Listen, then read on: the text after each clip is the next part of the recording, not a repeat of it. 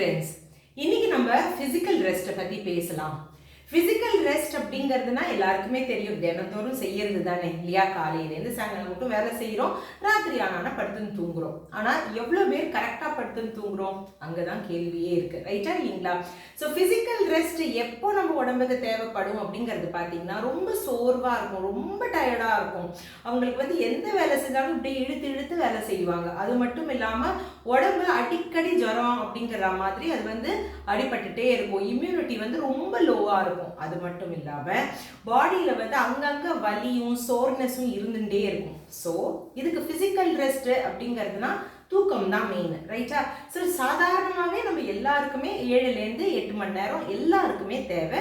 குழந்தைகள் அப்படிங்கிறதுனா இன்னும் ஜாஸ்தி தேவையாக இருக்கும். பெரியவங்க அப்படிங்கிறதுனா அந்த குவாலிட்டி ஆஃப் ஸ்லீப் இம்பார்ட்டன்ட் அப்படிங்கிறதுனால மேபி 4 to 5 hours கூட பரவாயில்லையா இருக்கலாம். ஆனால் முக்கால்வாசி எல்லாருக்குமே நீங்கள் பார்த்தீங்கன்னா ஒரு 7 to 8 hours அன்அடல்ட்ரேட்டட் ஸ்லீப் தான் ரொம்ப முக்கியம்.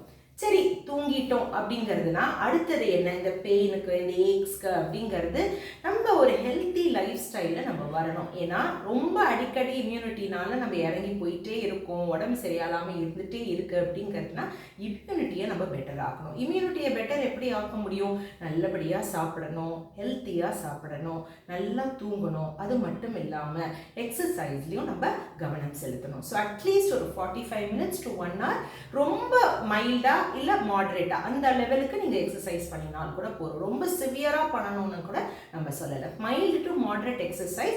வீட்டிலையும் நீங்கள் பார்த்தீங்கன்னா சும்மா உட்காந்துட்டே இருக்காதீங்க. டிவிக்கு நேரம் ஏதாவது சீரியல் அந்த மாதிரி ஏதாவது பார்க்குறீங்கன்னா கூட 1/2 hourக்கு மேலே தொடர்ந்து உட்காந்துக்காதீங்க. எப்படியாவது எழுந்து இந்த வேலை அந்த வேலைன்னு ஏதாவது ஒரு வேலை செஞ்சுட்டே இருங்க த்ரூ த டே. அப்போ தான் நம்ம ஹெல்த்தியாக இருக்கிறதுக்கு வாய்ப்பு இருக்குது.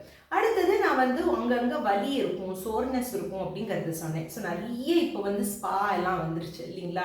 ஸோ ஒரு பாடிக்கு ஒரு மசாஜ் கொடுத்துக்கிறதுக்கு நீங்கள் ஒரு வழி பண்ணுங்கள். ஸோ அந்த ஸ்பாவில் போயிட்டு உங்களால் முடிஞ்ச அளவுக்கு நல்ல பிடிச்சல் அப்படிங்கிறது சொல்லுவாங்க, இல்லை ஃபுல் பாடி மசாஜ் அப்படின்னு சொல்லுவாங்க. இதுலேயே நிறைய இருக்குது. அரோமா தெரப்பி இருக்குது, நிறைய விஷயங்கள் இருக்குது, எசென்ஷியல் ஆயில் தெரப்பி இருக்குது. ஸோ உங்களால் என்ன அஃபோர்ட் பண்ண முடியுமோ அதை நீங்கள் பண்ணிக்கோங்க. உங்களை பேம்பர் பண்ணிக்கோங்க, அதுதான் இம்பார்ட்டன்ட். ஸோ ஃபிசிக்கல் ரெஸ்ட்டு உங்களுக்கும் வேணும், கண்டிப்பாக ட்ரை பண்ணுங்க.